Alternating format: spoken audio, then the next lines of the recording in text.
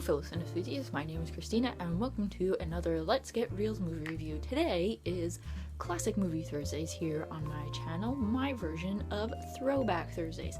Today's classic movie I will be reviewing is the 1938 classic, wonderful, adventurous The Adventures of Robin Hood, starring Errol Flynn, Olivia De Havilland, Claude Rains, Alan Hale, Basil Rathbone, and a whole slew of other wonderful people from Warner Brothers. The story is about Robin Hood, obviously, from the title. Hopefully you all know the story of Robin Hood, maybe from this movie, other versions, or possibly one of the best versions of it, the Disney cartoon version from, I believe, the 70s, which is one of my favorite movies as well. So I'm not gonna completely go into it, but the story of Robin Hood is about Robin, who is a thief of some sorts, but he only robs to feed the people because King Arthur is away at the Crusades and his brother Prince John has taken over, and Prince John is a jerk and he just wants money. And then his right-hand man, the sheriff, he goes along and wants Robin Hood because Robin Hood has been causing nothing but trouble from stealing stuff. And of course Robin is in love with Maid Marian, of course played by the fabulous Olivia De Havilland, who is the king's ward. So they have that romantic entanglement. He tries to show her the people and who he's fighting for because she thinks he's just some pain in the butt who's always stealing and is always wanted by the law. And then King Arthur comes back from the Crusades and Robin Hood is okay and all this stuff. But I love Robin Hood not really so much for the story because I've seen so many different versions of it. I love it for the cast and of course the Technicolor. Technicolor was a new thing at this time and it was just so gorgeous. It was great to see all the colors of the costumes, all the colors of the scenery. Everything was so bright and it had like this gorgeous glow around it. So all of the costumes are definitely not period appropriate to the 1300, 1600, something in between those time periods.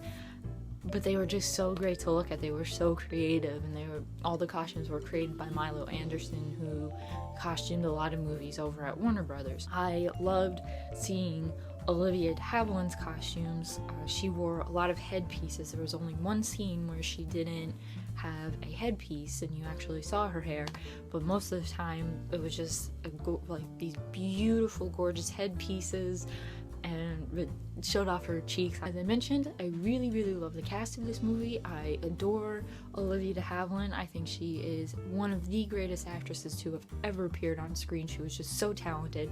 In this movie, she was just so adorable and lively. I'm gonna say lively in this, even though it's not like a comedy that she did, but she was just very good, and she was like the perfect English lady in her films.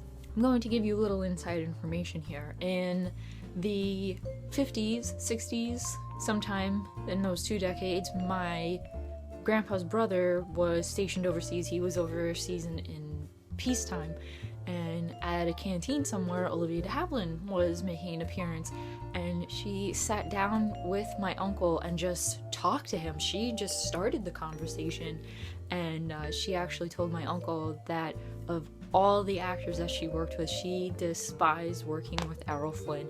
Go figure, they made so many movies together and she could not stand him.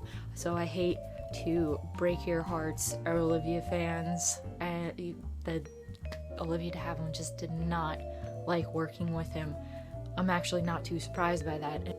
And in one scene in The Adventures of Robin Hood, Robin comes up to Marian's room, and Errol Flynn had been bothering Olivia De Havilland for some reason. He was just being obnoxious, so she kissed him a little too hard, and she said, and dare I say, he had a little trouble with his pants. That's like one of the greatest quotes from an actress about a behind the scenes thing. I absolutely love that. Errol Flynn I think he was a very good actor. He was perfect as Robin. He actually said that he found the role boring, but he was just so good in it. He had the perfect athleticism for it. He looked great in the costume, and he acted very well against all the other actors. You have Claude Rains in this movie. He will always be Captain Renault from Casablanca, but it's actually kind of funny to see him in this role with the haircut and everything in the costume. So used to seeing him not so much in period pieces, but you know, in like modern 1940s, 30s dramas. He was good. He was like the perfect slime ball. I think he always played the perfect slime ball along with Basil Rathbone. They were just always these like creepy, menacing, not very nice guys in most of the movies that I've seen them in. I absolutely love Patrick Knowles as Will Scarlet. Patrick Knowles, the other Errol Flynn over at Warner Brothers. He was a threat to Errol Flynn that if Flynn didn't want a role, they would give it to Patrick Knowles, or I think he was on like standby in case Errol Flynn just, you know, the studio got rid of him or something.